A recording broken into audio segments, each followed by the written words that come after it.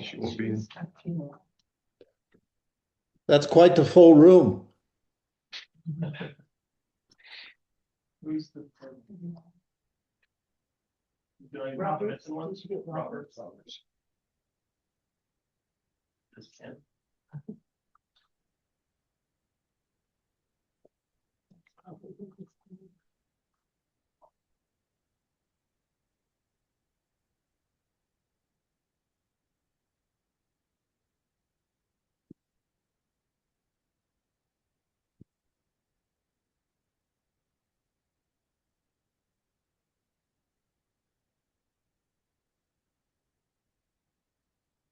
That's where I come.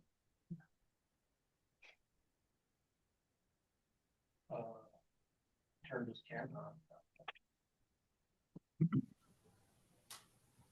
on. I'm in. I don't know where my is at though. Hey, Ken. Good morning. Do we have everybody? Do we have, okay. You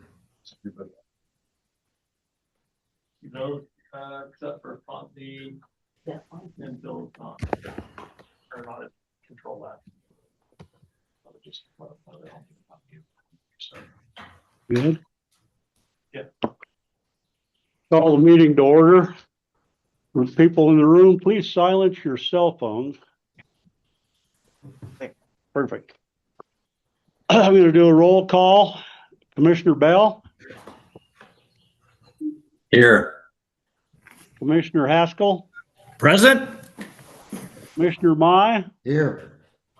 Commissioner Masterson, Here. Commissioner Roberts, Here.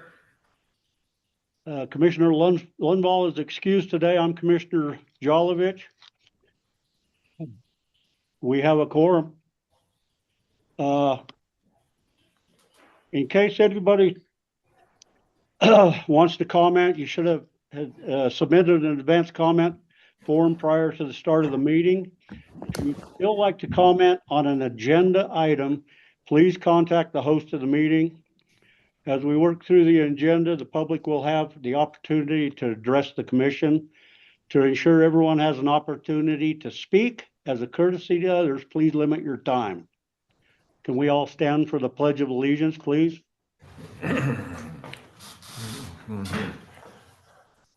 I pledge allegiance to the flag of the United States of America and to the republic for which it stands, one nation, under God, indivisible, with liberty and justice for all.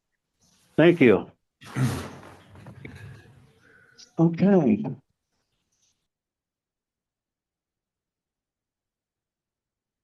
You ready to go? I'm ready to go. Okay. Okay. John? Good morning, Mr. President, members of the commission, Director Bruce. I'm Sean Bibby. I'm the Services Division Chief. We start out today with the Table Mountain parcel proposed acquisition. Let's give Wayne a chance to get to our slideshow up here. Thank you, Wayne. First of all, I just wanted to start off with just some of the pertinent details. This is a map of the area and the proposed acquisition outlined in red. The size of the parcel is 370 acres. All the commission should be familiar with that. We've moved forward with the contract at $744,000, and that is contingent upon commission approval today.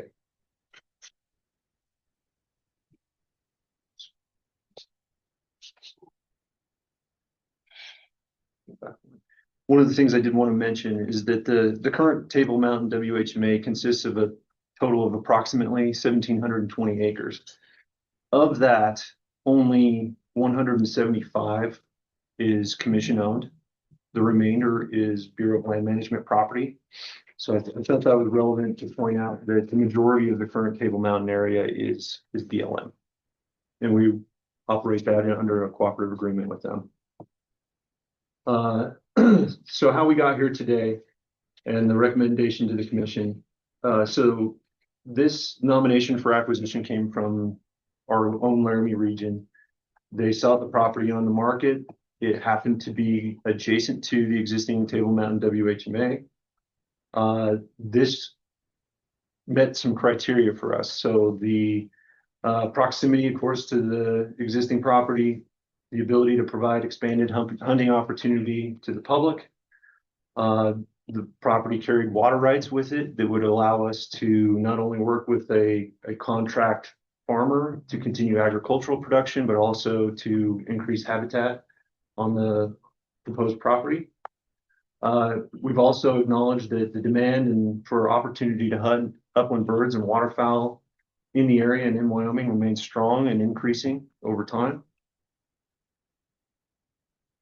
Again, the property consists of 370 acres, 84 acres of water rights under a newer pivot. The water rights are serviced from the Fort Laramie Canal under the Goshen Irrigation District. And the property was listed with Empire Realty there in Torrington, and that's who we've worked with throughout the transaction process. So again, the asking price was originally $759,000. We're currently under contract for $744,000. We do have some contributing folks. The first one being the Two Shot Goose Club out of Torrington has graciously agreed to contribute $35,000 towards the purchase, as well as Ducks Unlimited for an additional $120,000. And then the remaining funds would come from the commission.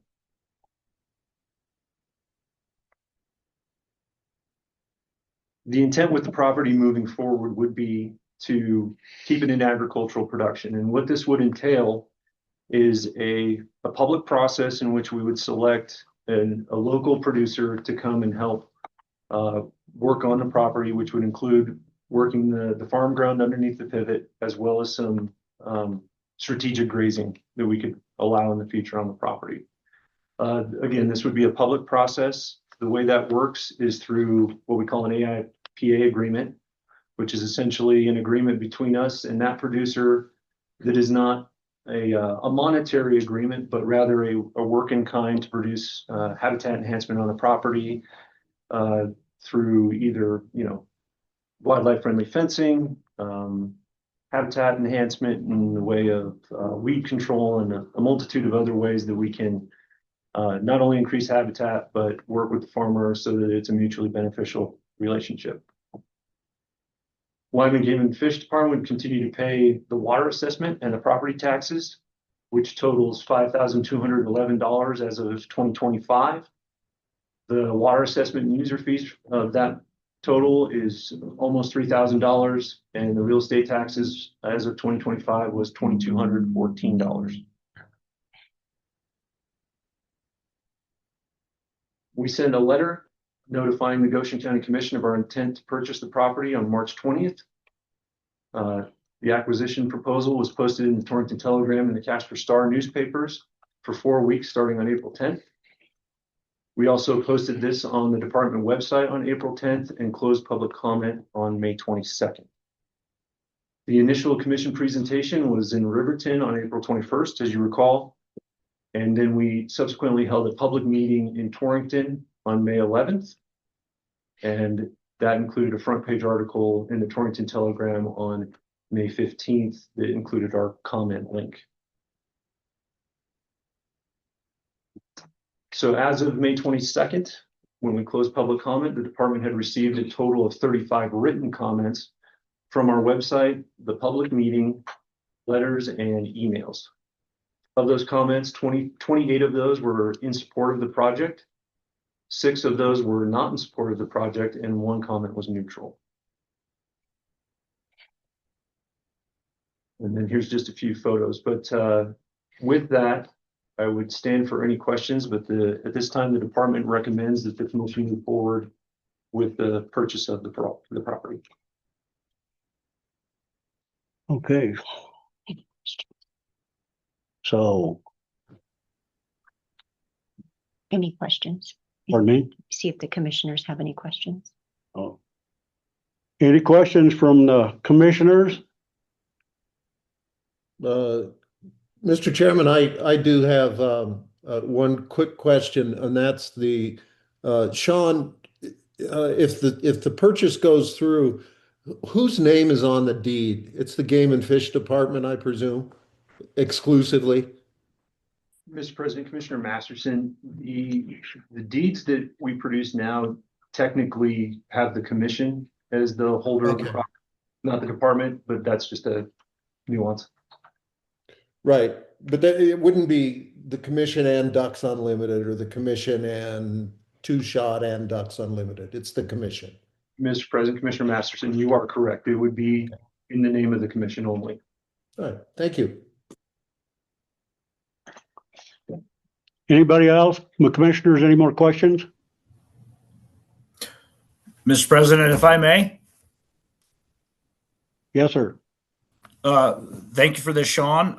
In referencing Senator Steinmetz's email that she sent to all of us, she implied that the department outbid another local ag producer. Sean, do you happen to know what? Were you familiar with what that other individual's bid was, or how did that process work? Mr. President, Commissioner Haskell, so being a part of multiple real estate transactions, you're typically not privy to any other transactions that would be potentially taking place on a property that you're interested in. We were not aware of an amount on any actual contract that another person may have. And in fact, when we move forward with any transaction of any kind, the prudent thing is to just move forward with doing business as you would normally do it, and not take or look at those things. You're typically not informed of somebody else's business in those situations. And so we just try to move forward with a project as if it were a project. If a property were to already be under contract with someone, it's under the seller's purview to take an offer or not take an offer at that point, and we're not privy to that. Okay, thank you for that clarification. Yep. Any other commissioners got any comments, questions?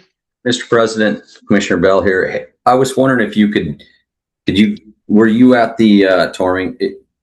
Could somebody at the touring that was at the Torrington meeting just kind of give us a rundown of how that went? You want to do that? Mr. President, Commissioner Bell, yes, I was there at the public meeting in Torrington. From the standpoint of the room, I believe that there were several individuals there who were in opposition to the project, including Senator Steinmetz from the area. Those folks were not in support of the project for a few reasons, but one of them being just the addition of additional government property being probably the number one. The other being their opinion that the property would be out of agricultural production from the standpoint it would no longer be in private hands. And that was their two biggest concerns, if I read that room correctly. And we tried to address those the best that we could, but ultimately, I believe, those folks voiced their opinion that they weren't in favor of the project. There were some supporters in the room, however. We did receive some written comments after the fact and some verbal comments after the meeting that were supportive. But that was the gist of the meeting overall.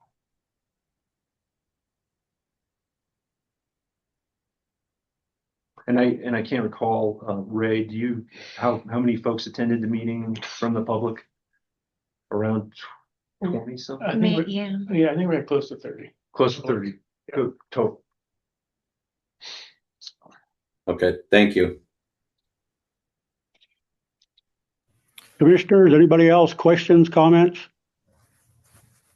Commissioner Bell, I was also in attendance at that meeting. Commissioner Masterson and President Jolovich were also there, and I certainly want to back up what Sean said. The majority of people there didn't speak but the majority of people that did speak seemed to be in opposition of this transaction for one reason or another that Sean stated. But I do know that the majority of people there did not speak, but there was also some that were vocal that did express support for this transaction to take place. Thank you for that. Sean, my next question, or Mr. President, my next question would be also referring to Senator Steinmetz's letter to us on the intent for her to re-examine what those funds, what those conservation funds are used for. Can you just talk through that and what your thoughts are on the intent? And we've done this. I mean, we've had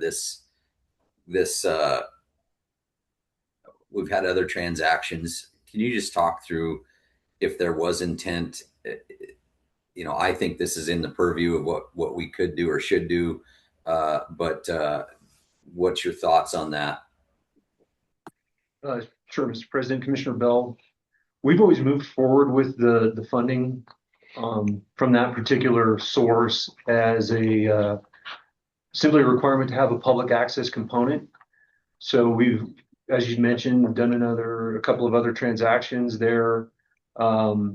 We have a good faith basis to move forward with this project utilizing the conservation stamp funding for public access purposes.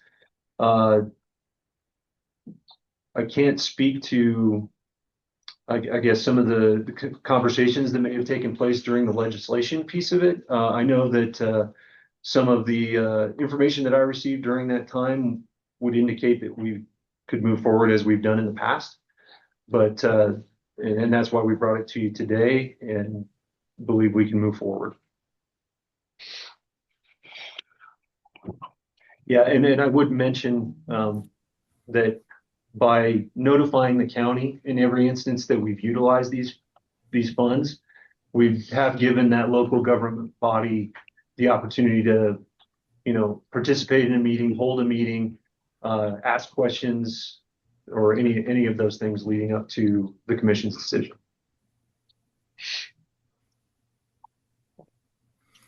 Commissioner Bell, I can speak to this a little as well. I spoke to Representative Cyrus Western, the original author and sponsor of this piece of legislation, and asked him specifically about this transaction, if the intent of his legislation was satisfied or fit within the criteria of that with this particular transaction. And he said, as long as it opens more public lands to sportsmen or accessing lands for sportsmen, then it meets the intent of the bill. So he expressed support for this particular transaction.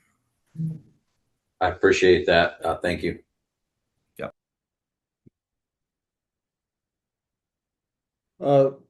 Mr. President, if I may, you indicated, Sean, that you sent correspondence to the county commission in Goshen County. I'm just, can you put a bow on that and tell me whether or not they responded, and if so, how? Sure, Mr. President, Commissioner Masterson, they did not respond. We do typically get some type of response from the county. However, in this instance, we did not, which is their prerogative to respond one way or the other.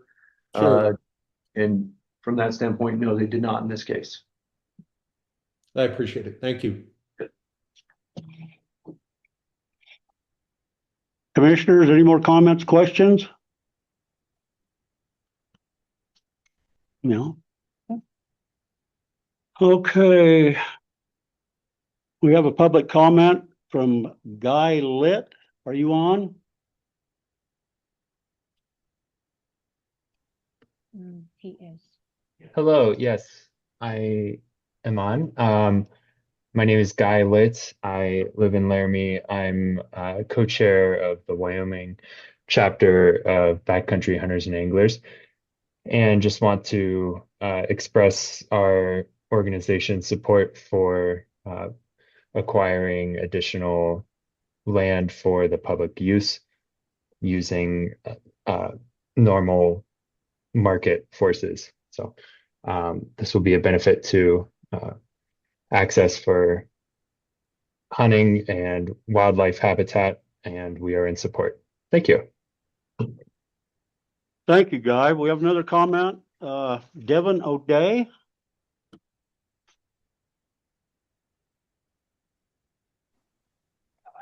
Thank you all.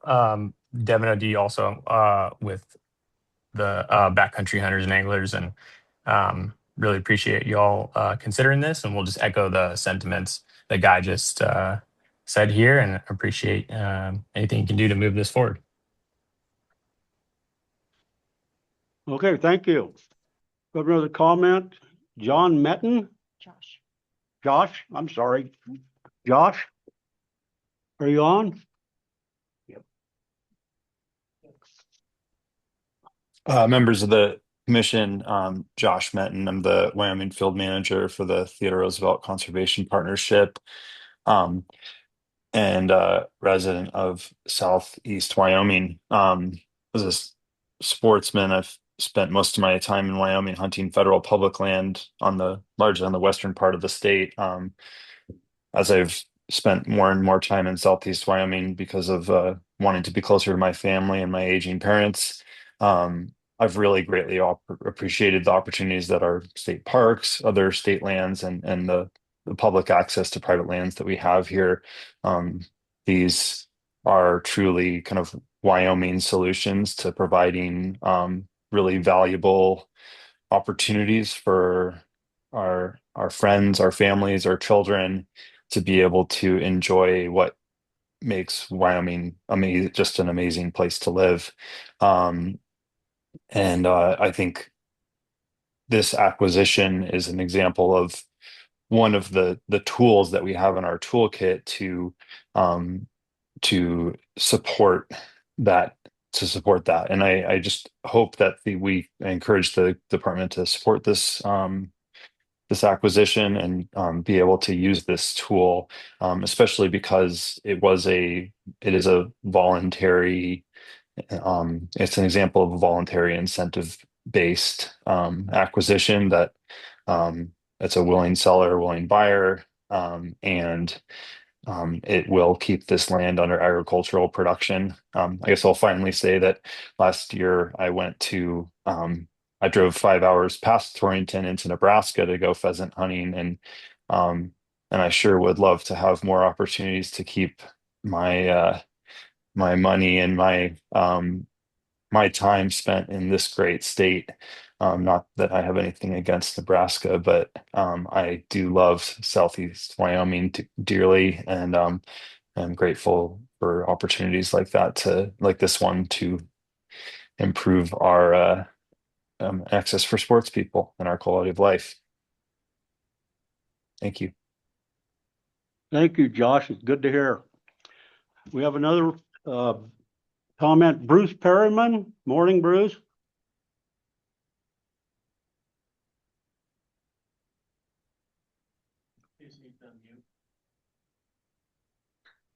Bruce, can you unmute?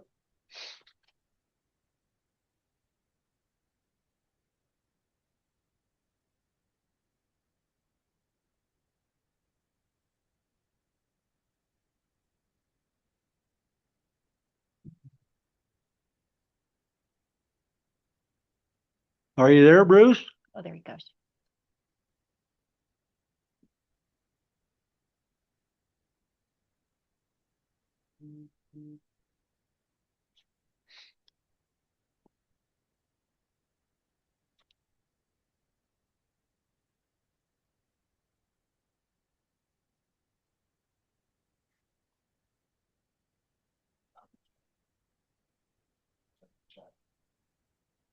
Now he's muted again.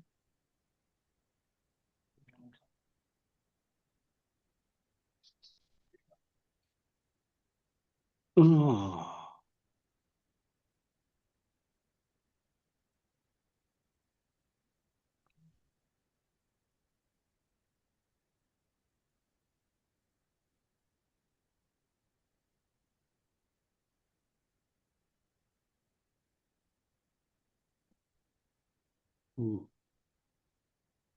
We have one more. Should we go to the next one and come back to Bruce?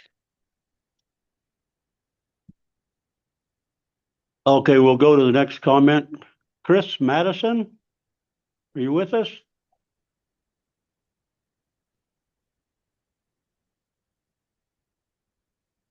Am I on now? Yep, you're good to go. Ladies and gentlemen, thanks so much for the opportunity to comment on the proposed acquisition at table. I've made comment in support of the acquisition in writing at some length, and if you're interested, I'm sure that's available for your perusal. I just wanted to add one other observation. For several years, Table Mountain has been used as a key location for release of Springer's pen-reared pheasants. Pheasant hunting pressure on the area has increased steadily over the years. This HMA was originally developed as a waterfowl area. Its use for pheasant releases has introduced some conflict since those two styles of hunting don't dovetail very well together. And I use that area for both purposes. One of the additional reasons I support this addition of this tract is that it'll reduce the conflict and improve the hunting experience for both waterfowlers and pheasant hunters. In addition, I think the development of better holding cover on that tract will improve the efficiency of the pheasant release by keeping Springer pheasants where the public can access them.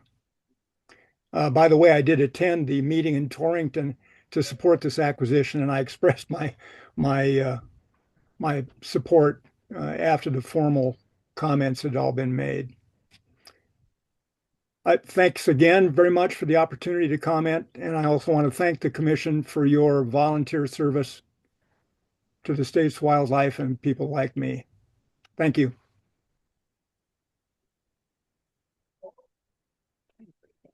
Okay, we'll try again. Bruce Perryman, are you there?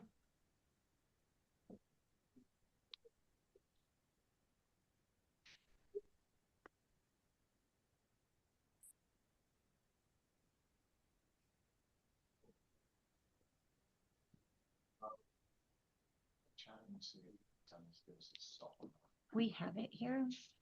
We're gonna try to call.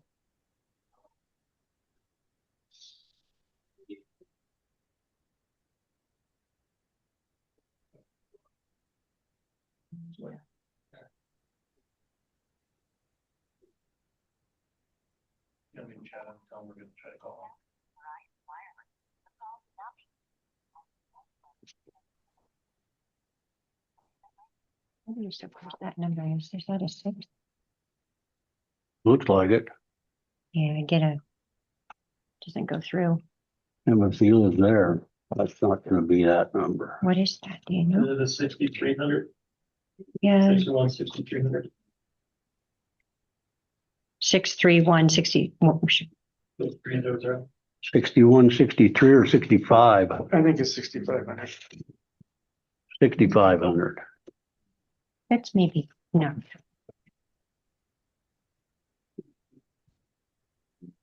Everybody see that chat? Just you and Just me.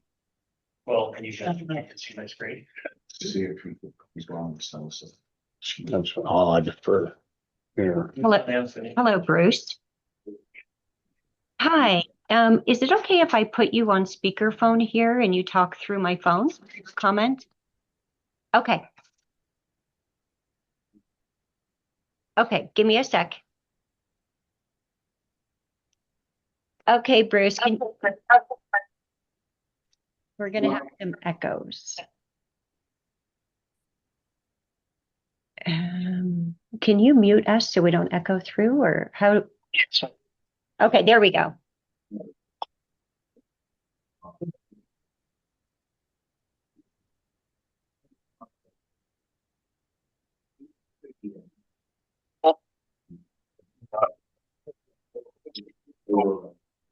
Got along great.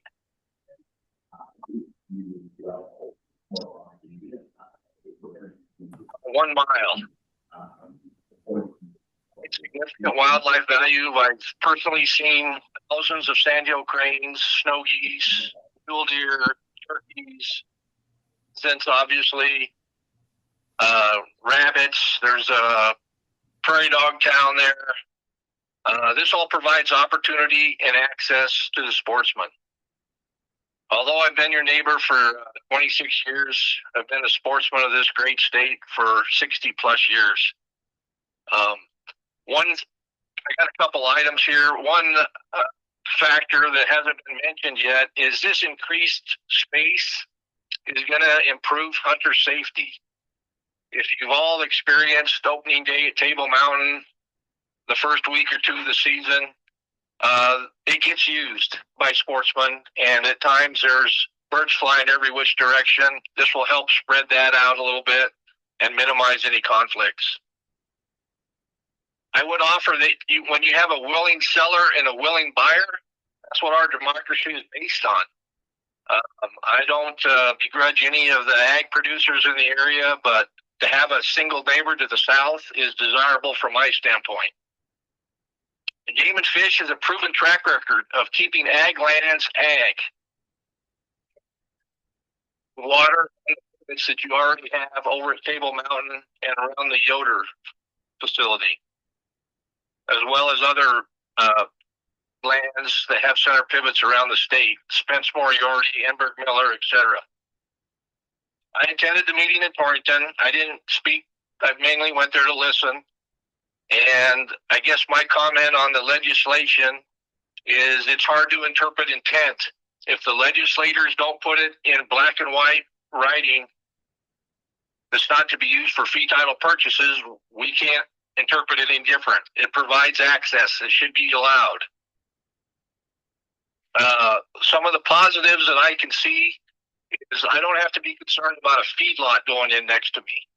I don't have to worry about a roping arena, a new residence, equipment barns, lights, noise, and other barking dogs in the area. I'm 100% in favor of you guys acquiring this piece of ground. I'm looking forward to the opportunities it provides and the improvements that we can make on this to enhance the wildlife benefit for the state. Thank you. Thank you, Bruce. Very much appreciated. Anybody else? Marvin Jones online that's ready for him. Marvin Jones.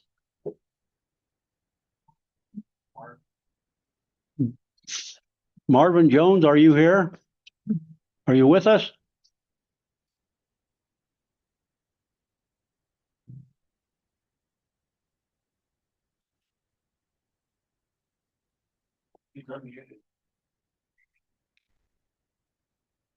Marvin, are you there?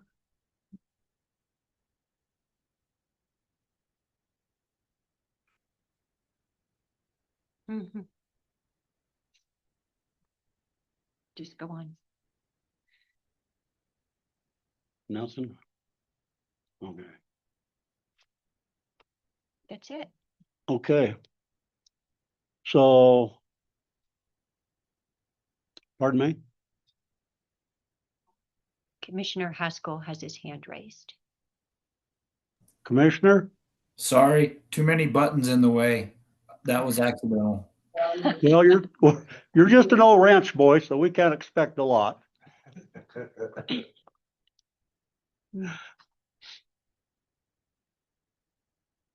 What else? That it? Do you have a motion? Well, we've had a recommendation from the department to, pardon me? Marvin Jones.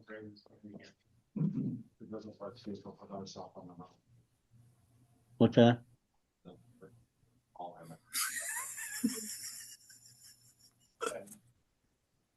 Marvin, are you there? I'm here.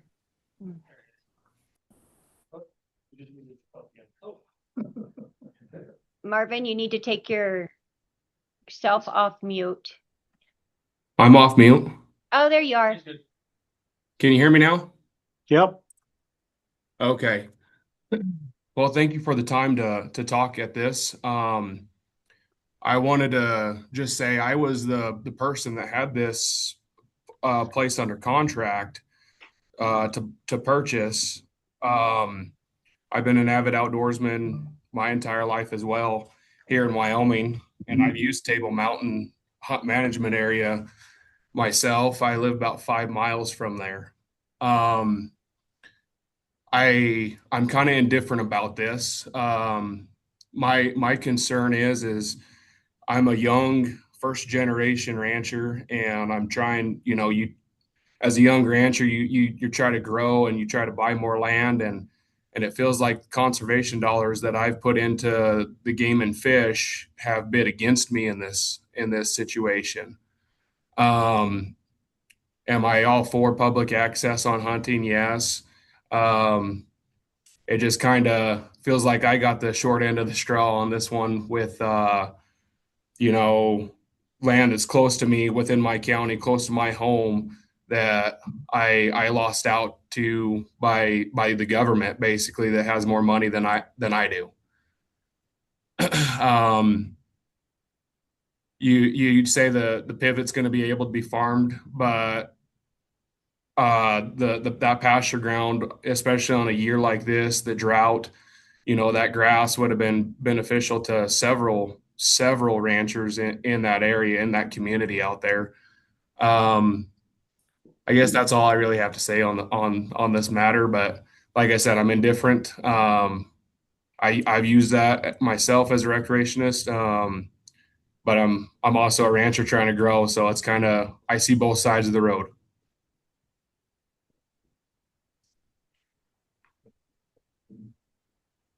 Is that it, Marvin? Yeah, I'm sorry. Okay, well, thank you very much.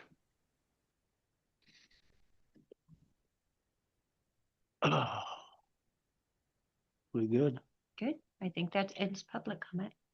Well, we've got a recommendation from the department that we approve the purchase of the Table Mountain property for a total cost of $744,000 using grants from the Two Shot Goose Hunt, Ducks Unlimited, and the remaining balance from the Conservation Stamp Access Fund.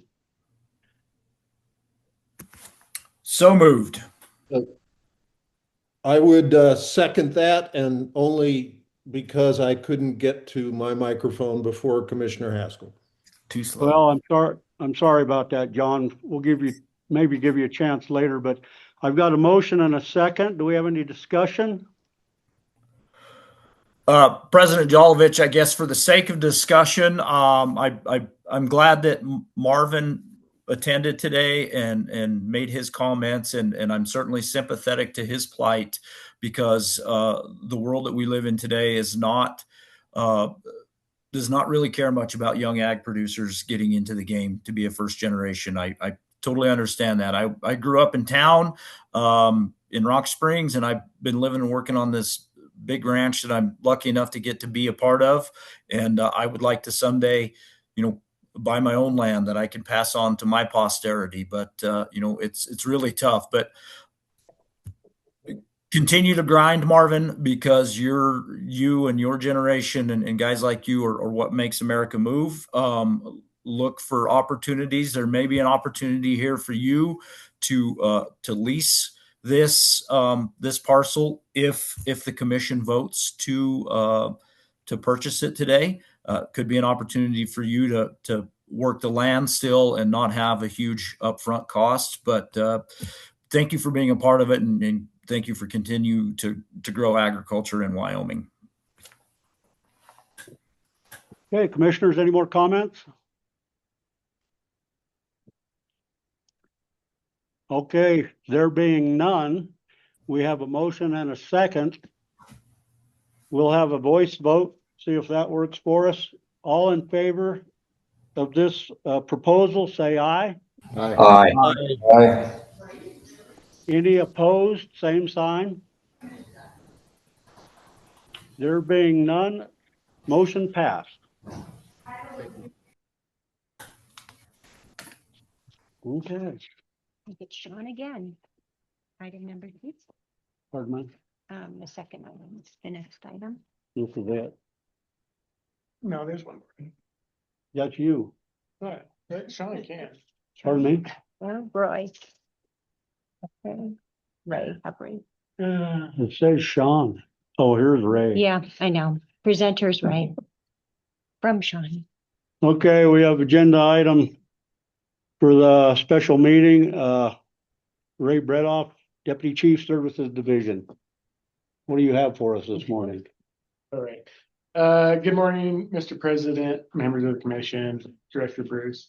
This morning I wanted to bring back up and provide an update on the Horse Creek access road that accesses our Horse Creek Wildlife Habitat Management Area and our Horse Creek feed ground. It's all the same. A while back, we had brought this up, I believe at our Torrington Commission meeting, and you wanted us to come back when we had better numbers on what it was going to take to repair this road. So to give you a little bit of history, this is a private road that accesses our feed ground in WHMA. It's not a public road.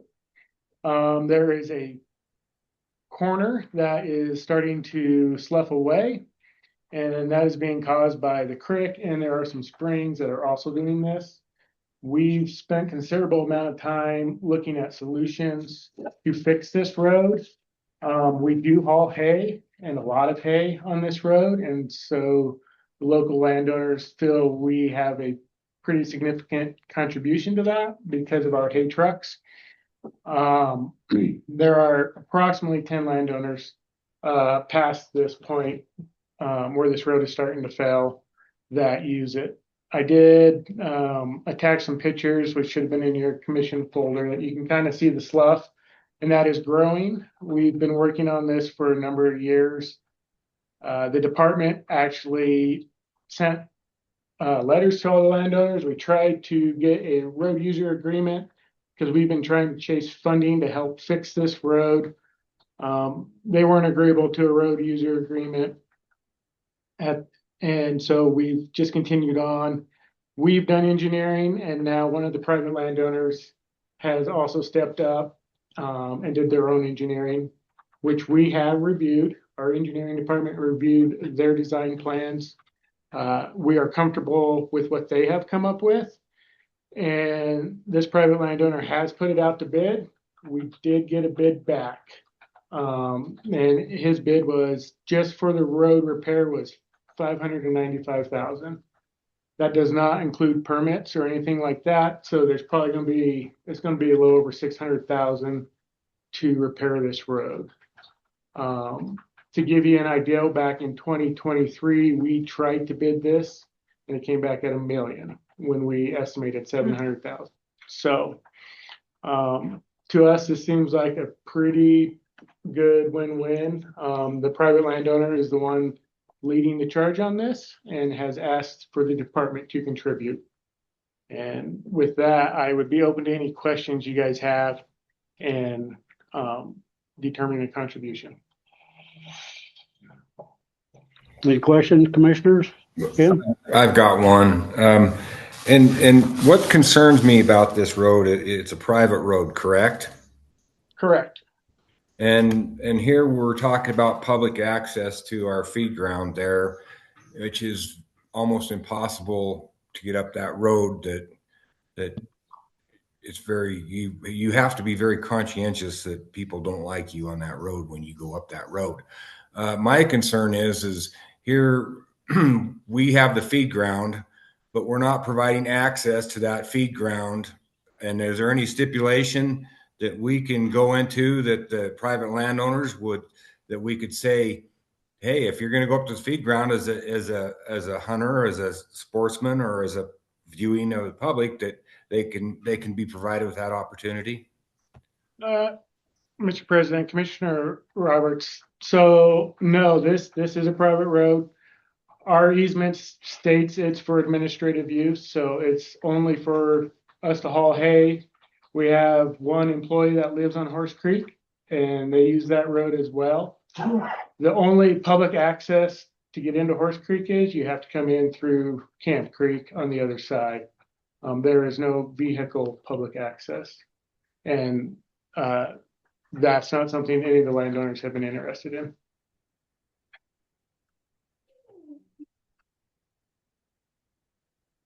Anything else? Is Mr. Chairman, if I may, is there any reasonable expectation that any of the other landowners are going to come to the table and assist any of the other private landowners down the road? Mr. President, Commissioner Masterson, we do know of at least 2 landowners that are going to contribute a significant amount of money. And we do have some smaller commitments from other landowners as well. It's just a large price tag, and most of those folks can't afford that. Okay. And what does the department have if I may, Mr. Chairman, the follow-up is what would the department recommend in terms of the amount of a contribution to this repair?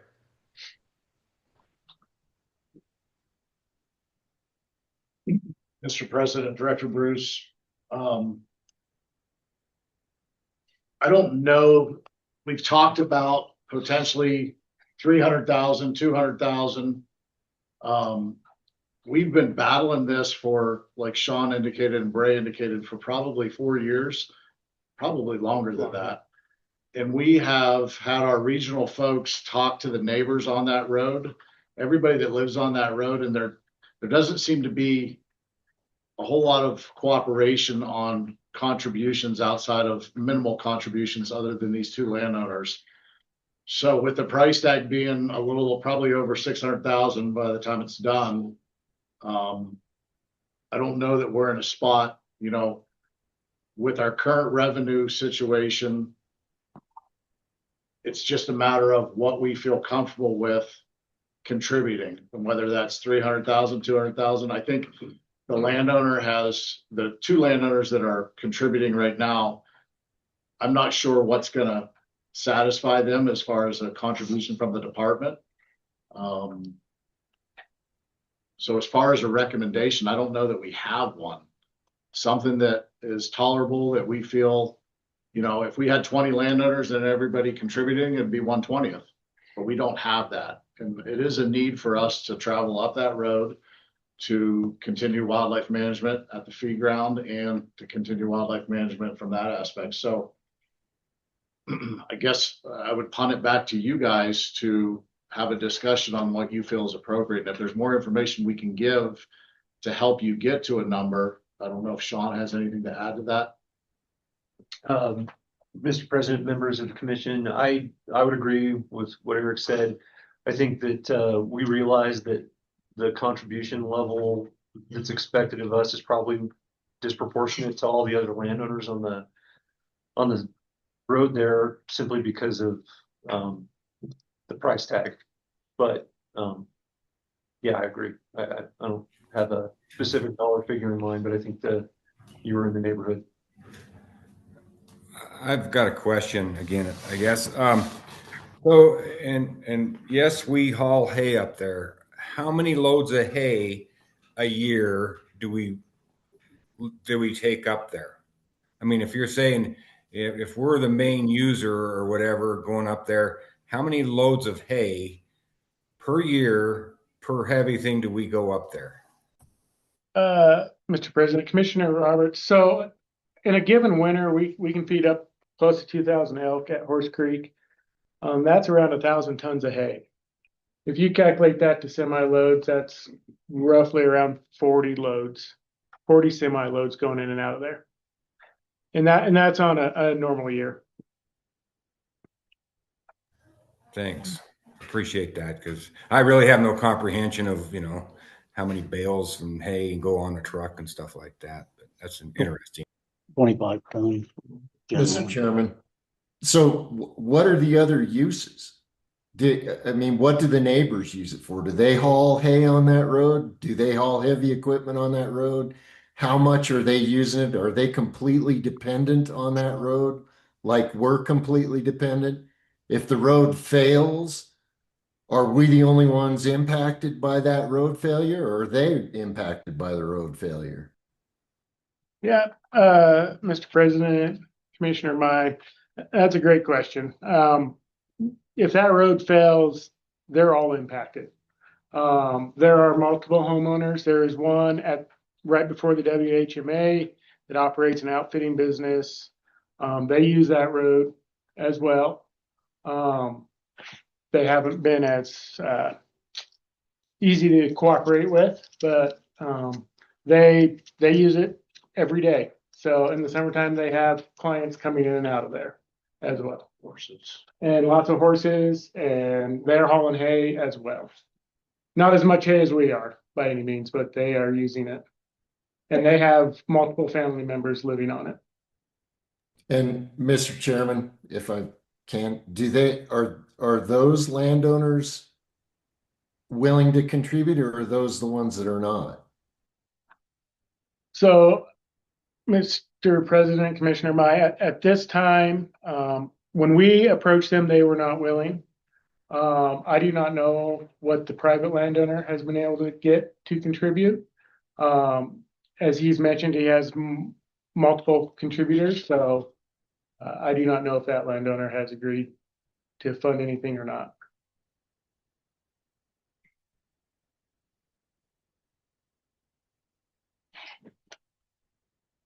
I guess, excuse me, Mr. President, and I guess I don't know if I'm comfortable this time. I think and I know that this has been a problem on our plate, but I don't know if I feel comfortable with the funds and stuff, and with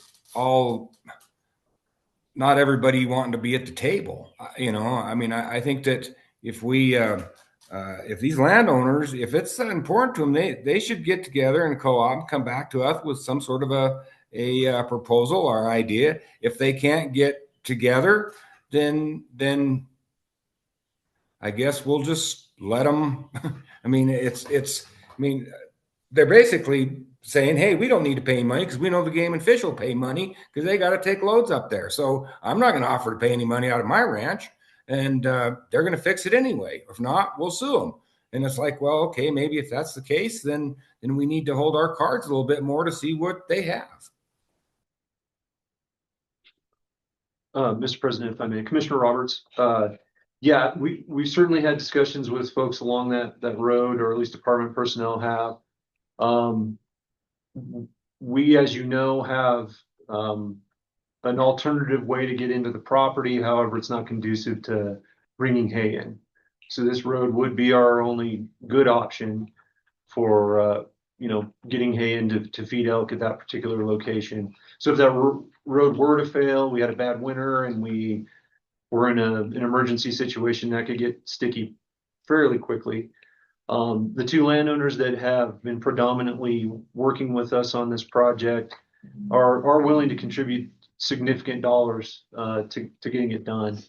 The remaining landowners, people certainly have different means, and not all of them have significant amount of money to contribute to something like this, but we're not necessarily privy to that information. To the point that we're at now, and the time that we put into getting to this point, has been probably the best option that we've been able to come up with as to bring this back to the commission with the two landowners that we're working with now.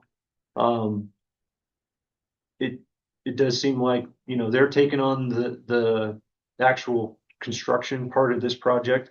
It wouldn't be the department. We would be contributing, which is significant in the fact that we wouldn't necessarily have to oversee the contractor or the contract itself or any of that. It would simply be the agreement for the contribution, which is of a benefit to the department. And again, this road is still important to the department from the standpoint of operating the WHMA and the feed ground. And so, moving forward, I think the department's recommendation would be to try to figure out a contribution amount today if we could, but I'd leave that to the commission. Excuse me, Mr. President, I got to know why can't the landowners form an ISD and thus be a part of it? Are we prohibited from an ISD? Because if they go into an improvement service district to fix that road to maintain, then they're taxed appropriately through it to do one specific project, and they all agree, they vote on an ISD, and then you decide there. And then I don't know if we're precluded from getting into an ISD, but they can, they have mechanisms that they can use to help themselves on this. I mean, ISDs are pretty common nowadays, it seems like. Mr. President, Commissioner Roberts, so the department did ask folks to get into a road user agreement, similar deal, for the fact we could chase funding if they all agreed to that. We could not get consensus by every landowner. Some were for it and some were adamantly opposed to having some sort of user agreement on that road. But excuse me, but that's why you form an ISD, is because they have to vote on it. That particular, if they form a district there, they have to vote on it, and then that puts that, if it's yes, it's yes, if it's no, it's no, and then we go to a different alternative. Yeah, and Commissioner Roberts, so we as a department, we visited with the county. We've even visited with some other groups that fund these kinds of projects, and like that, without some sort of road user agreement, they're not interested. And of course, the county, it's basically, if it's not a county road in Teton County, they're not looking at it.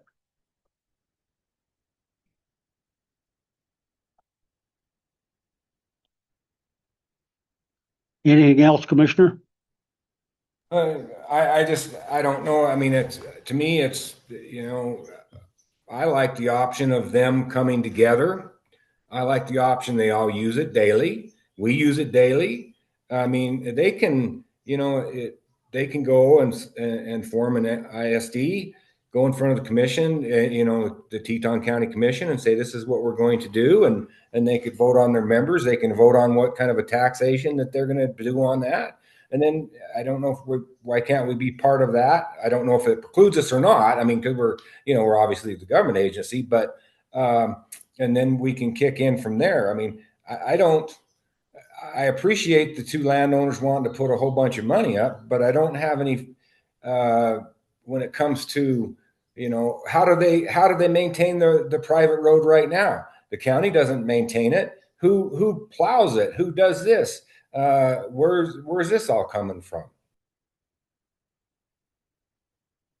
Mr. President, Commissioner Roberts. So I can answer some of that. The landowner at the end of the road, the second to end of the road, we're at the end of the road, is responsible for snow removal via a legal document that he had to agree to. We maintain the road once a year, and we also, just because of our hay trucks, and then we also spot gravel as needed. So that's kind of how the maintenance of that road works. And that's what our easement agreements commit us to with these landowners.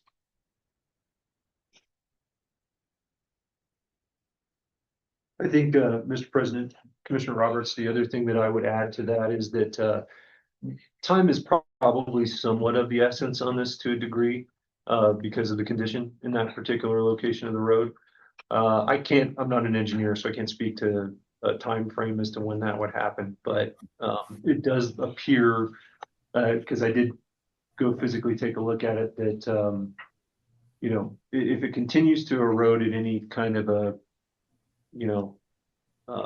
advanced state, I think that it could be in a potentially dangerous situation moving forward for somebody traveling on that roadway, particularly like in the ice or bad weather conditions. So I would just add that to one of the complications of the project.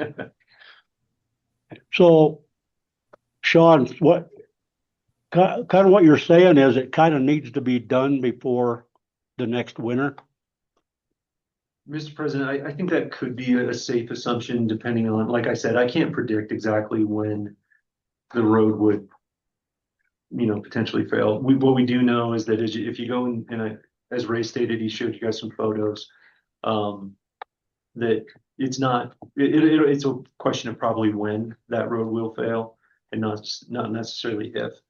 So from that standpoint, and us looking at the potential of trying to fix a failure versus doing a repair, the cost significance is pretty different. And we definitely don't want to be in a situation where we're needing to feed elk and we can't get hay in there or whatever. So that's worst case scenario That'd be there. worst case. Okay. Or if someone were to get injured on it. Not that we would be responsible for that, but just one of those things. So anything else, commissioners? Yeah, Mr. President. So we've got some sort of an alternative route back in there, correct, Sean? Mr. President, Commissioner Mai, that's correct. We do have an additional administrative access to an adjoining subdivision, I guess I would call it. It's a little bit of a switchback road up the grade, up the hill to the neighborhood, and then a fairly steep 2-track road back down into the WHMA. Is there a way, Mr. President, is there a way, Sean, to haul smaller loads of hay into there if we get into an emergency situation? Ray, I'll let you answer that.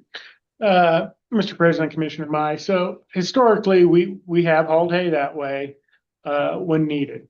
So yes, you can haul a smaller load up and over. The difficult part is getting a hay hauler that will actually haul it because it's extremely hard on their trucks. We've had multiple hay haulers ruin their transmissions trying to pull up that hill and then down into the unit.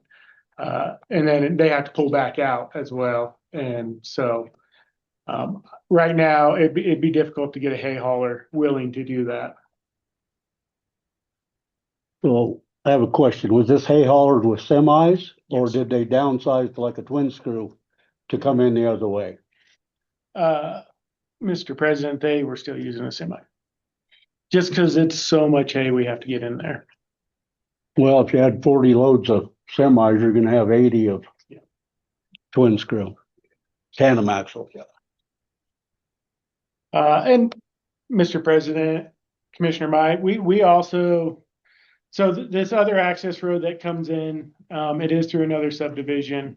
And it's got lots of blind corners, and that's another issue to that. Those folks have always been really hesitant when we start hauling hay, because if they meet one of our trucks coming in, there's nowhere for them to go. And if a semi stops, they more likely cannot get started coming back up that hill. We call this the Horse Creek Mesa because it sits on top of Horse Creek, and we do feed elk on top. We use the hay we produce at Horse Creek and haul it to the top via just a gooseneck and feed elk up there to get them off the bottom later in the season to prevent some hoof diseases. There we go. Go ahead.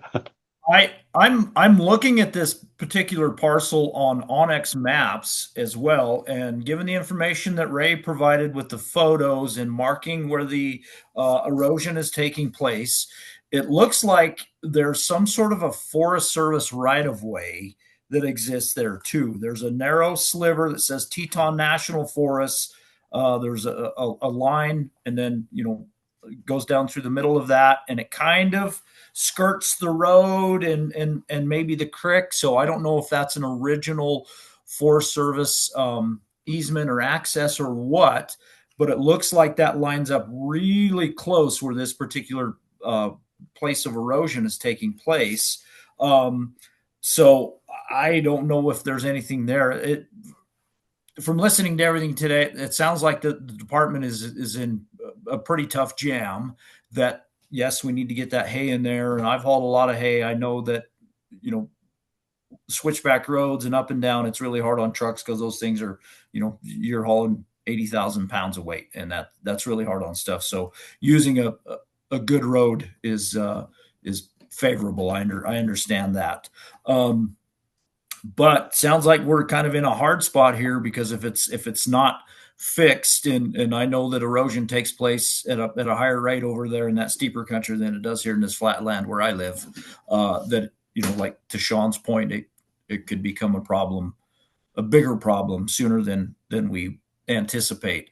But also looking at this, there are far more than just two landowners and the department that access this road, and looking at aerial images of their places, there's probably heavy loads going in and out of there other than the game and fish hauling hay. There's probably people hauling livestock, semi loads of livestock, but horse trailers. So that's a contributing factor to that weight. It's disappointing to hear that there's not more landowners that utilize this road that are willing to contribute as well, because they're contributing to the wear and tear. And I hate to set a precedence of, we'll just let the game and fish take care of it because they're government and have money. I don't want to set that precedence, but I also don't want to potentially, lose access as well, because it is so crucial to get that hay in there and feed those animals. So I don't know. I'm kind of torn on this, and I appreciate Commissioner Roberts's remarks of trying to get these other landowners to participate and contribute. I don't know how to do that, but I certainly don't want the department and the commission to have to be on the hook for all of this either. Mr. President, Commissioner Haskell, you are correct. We have explored lots of different alternatives. There is a Forest Service sliver that goes through there. That historically may have been a 2-track way back in the day. We have SUP with the Forest Service to cross their property along with some of the other landowners, both on the bottom and on the top, for access into this WHMA. Just another point to Horse Creek that makes it a pretty crucial feed ground. There is Camp Creek that we feed elk at, and a lot of times those elk will join up, but these feed grounds keep these elk off the highway that goes to Bondurant in that country, up at the Hoback Junction. And so if we're not feeding elk there, these elk will wander out into that highway system. So this is a pretty crucial feed ground for that, let alone keeping the elk off the private landowners. Mr. Chairman, that makes me think maybe YDOT. They have lots of money. Let's go to YDOT. Let's get them to kick in. For just by means of commentary, I'm with Commissioner Haskell. I'm completely torn. This is our own little Strait of Hormuz standoff.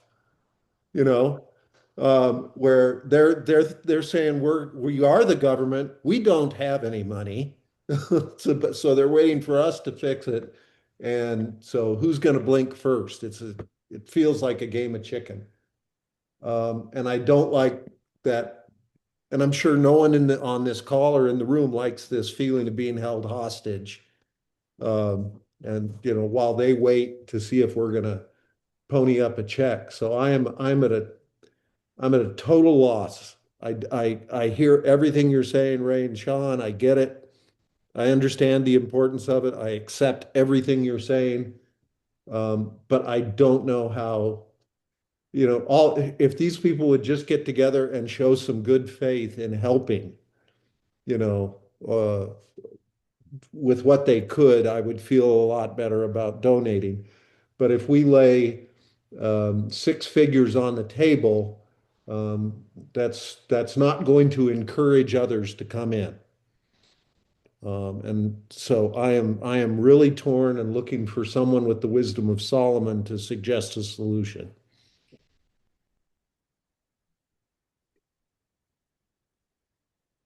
Well, Mr. President, the one last thing I would add to that is that we obviously have the 2 major contributors, and as Ray mentioned earlier, it does appear as though some folks are willing to contribute just lesser amounts. We just don't have that in formal writing or exactly what those numbers would be. Of course, whatever if the commission were to decide today on a number, they would have to fill in the remainder. And however they would do that would be, kind of up to them on how to get that figured out. So from that perspective, the onus would still be on them to come up with the remaining funds, whatever those would be. Yeah, Mr. President, and to add to that, we would obviously have some sort of agreement with them that this funding is to be used strictly for that road repair. So they couldn't spend the money unless they were basically getting that road fixed. Additionally, it would not commit us to being responsible for future Right. road repairs. Mr. President, I think it's also important to note the time of year that the department is using this road to haul hay in. Usually hay is hauled mid through late summer, early fall. Typically, there's not a lot of erosion taking place that time. There's usually drier months, so there's not a lot of rain and runoff that we're experiencing that the trucks hauling that hay in there are contributing to that erosion and runoff. Whereas the residents that live there that are using this road daily, and whether they're just driving in a single vehicle or pulling a trailer with livestock or whatever else year round, that is, I would argue, maybe contributing more. I'm not opposed to the department helping to fund this repair of this road, but I certainly don't think. I don't know. I don't think the department has to be responsible for majority of it, because the majority of the use is not by hay hauling and department going in there to feed. Is that, Sean or Ray, is the road used every day by a game and fish department employee to go in there to feed and then come back out, or do they live there? I mean, is that something that department personnel are using this road daily? Mr. President, Commissioner Haskell, yes, the department does use the road daily. We have an employee that actually lives on Horse Creek WHMA. We have a house at the end of this road. And so we have that employee that lives there. And then we also have a cabin at Horse Creek that the elk feeder gets to use when they're feeding elk out there. So at times there's multiple game and fish folks going in and out of there. Yeah, but that's probably just in a single vehicle. That's not, we're hauling loads of hay in there every day and feeding it and then coming back out type of deal. It's just a single vehicle, similar to what the other residents there are using, right? Correct. And one more thing I'll add to that, Commissioner Haskell, is when we used to access Horse Creek primarily through the top, in the wintertime, we can't keep that road open. So we actually have to ask the neighbors to let us park in their yards and snowmobile into the house and the feed ground. Whereas with this road, we are able to drive in year round. Mr. President, I have a question. How many landowners access this road? What can you give me a number of landowners and the traffic that goes up and down that road? Mr. President, Commissioner Roberts, we know there's 10 landowners past this point. Some of them are not there year round. Some of them are summer homes. The landowners at the end and us and a few others do drive it every day. I do not have a count. That's not something we've ever done or felt we had to do.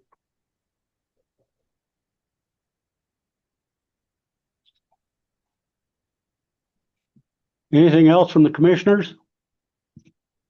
Yeah, just one. I just want to emphasize improvements so in districts that they have the opportunity to do these kind of financing and these projects through an improvement district. But I don't know how far they're willing to go, but that puts everybody with skin in the game.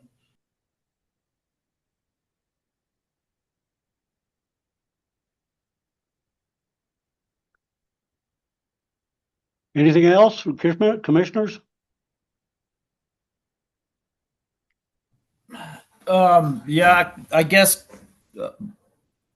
President Jolovich, Sean, do you have a recommendation to the commission as to what maybe a dollar amount that we should show to these other landowners? Because I want to make sure that the two that are kind of the one that's spearheading it and the other one that is said that they would contribute. I want to show that, hey, we appreciate you coming forward and helping this, and here's a dollar amount that we're willing to commit to this. Do you have a recommendation as far as that goes?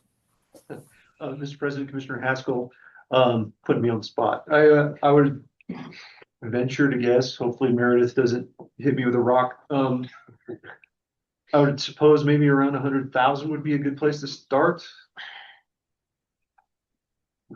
I think those two landowners are both probably in that neighborhood, which certainly doesn't get them there to the full amount of the project cost.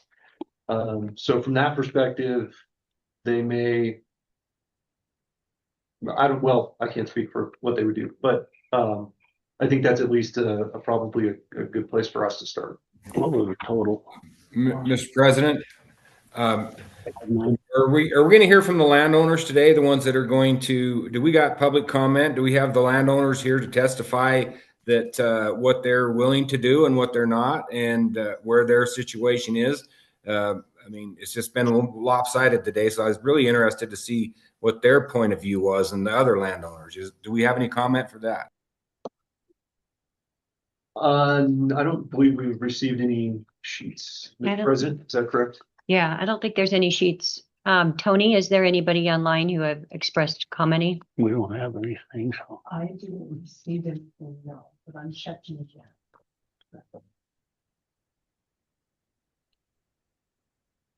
So not at this point. Mr. President, I appreciate everybody's comments, and I especially agree with all of them. And I don't know if we can take the initiative of an INS district, but that's a good way to go about this.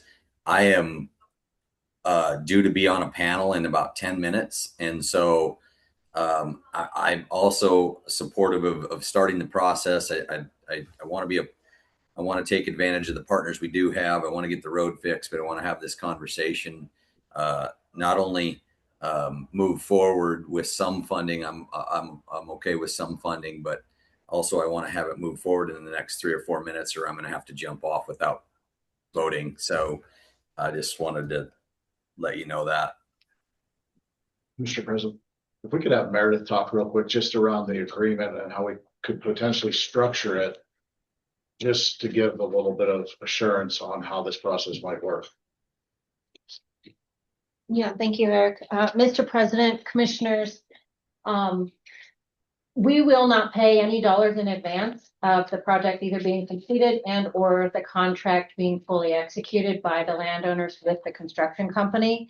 And obviously it would have an expiration or a termination date. So if the commission chooses to put some seed money into the project along with the landowners that have already made a commitment, clearly there would still be a gap. It would be on them to fill that gap and also get the project completed by a set expiration date of your preference. So yeah, however we split the math and whatever the commission is comfortable with, I think that would drive the amount. I believe it would be low risk unless they held out, and just said, well, we're not going to do it, so we'll wait and come back again another time with a higher expectation, but maybe in the interim we could work as a landowner on the other more mutual agreement. But I think entering into a commitment right now would be low risk based on what we could build into those terms and conditions.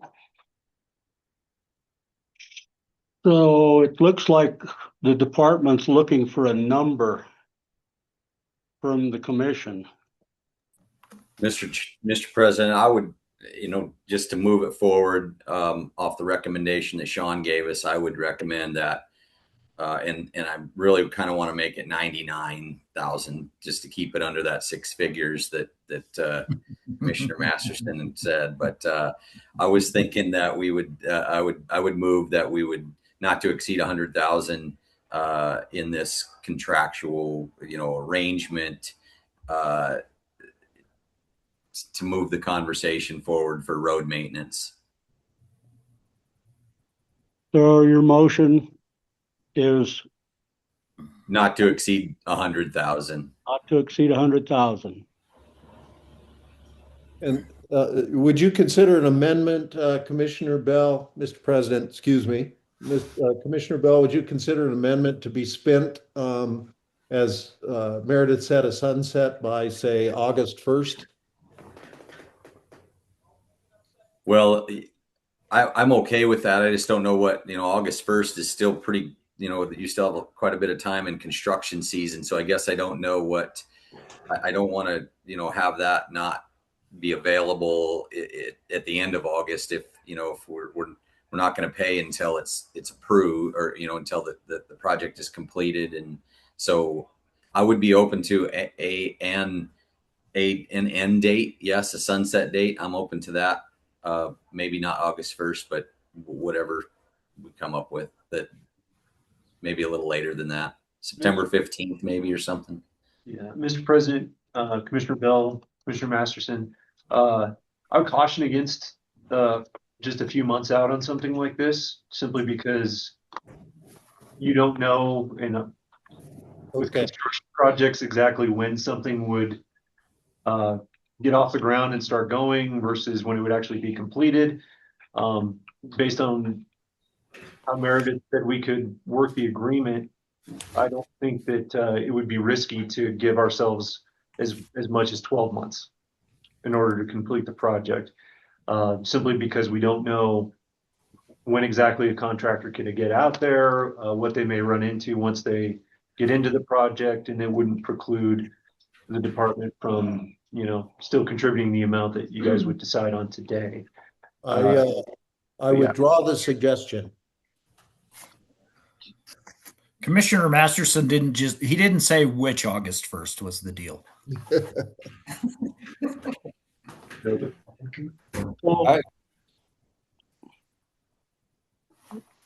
I lost you, Ken. You're muted, Ken. Oh, yeah, I would second that motion that Rusty did. Okay, we have a motion and a second to not to exceed $100,000 towards the Horse Creek Road in Teton County. Any more discussion? Mr. Chairman, if you'd indulge me, I'd a lot rather see the commission say, yeah, we'll pass a motion that says, yes, we'll participate, but not put a dollar amount on it until everybody else is coming to the table, and then bring us back an agreement, and we'll vote on the agreement and vote on the dollar amount. But leaving this just feels way too open-ended to me. And my worry is similar to what Commissioner Masterson and Commissioner Roberts have expressed, and that is, what is this going to commit us to in the future? Has the AG weighed in on it? And is there a dollar amount that commits us to more if there's another part of the road that fails, or if this fix fails, or whatever it might be? That would be my concern from a an implied contract, or from an actual contract standpoint, whatever it is. Like, why aren't we coming with a final motion to say, this is our share, this is their share, this is how we're going to fix it?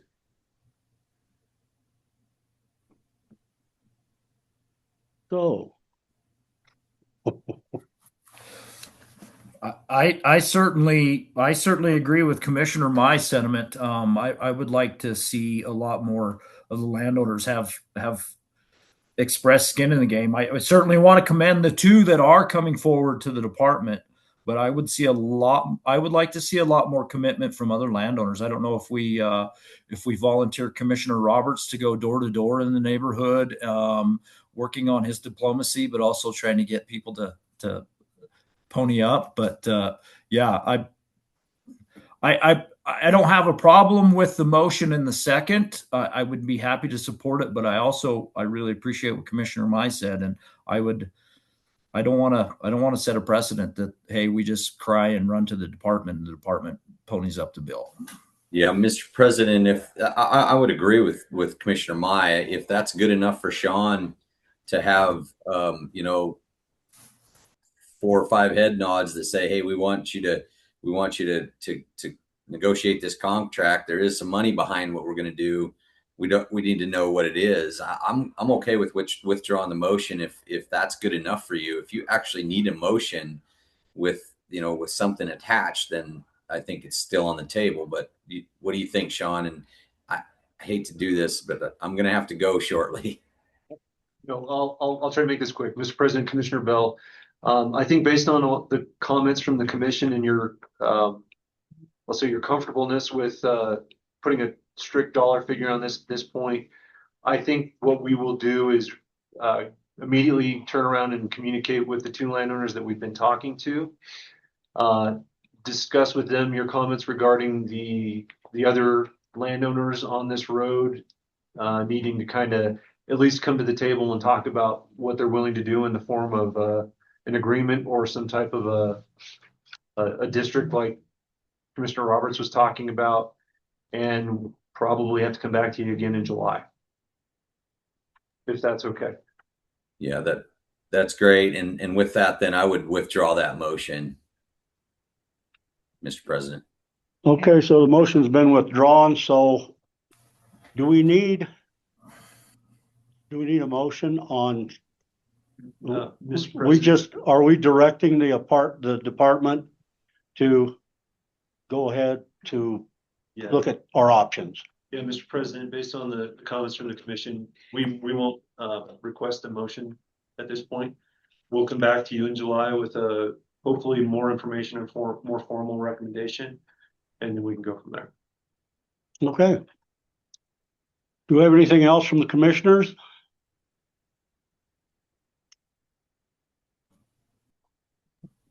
Any other public comment? Oh, yeah. Do we have any more public comment? Anything, Wayne? Tony? No public comment? Do we have anything else? Is that it? I would accept a motion to adjourn the meeting. So moved. Perfect. We're done. Thank you all. Thanks.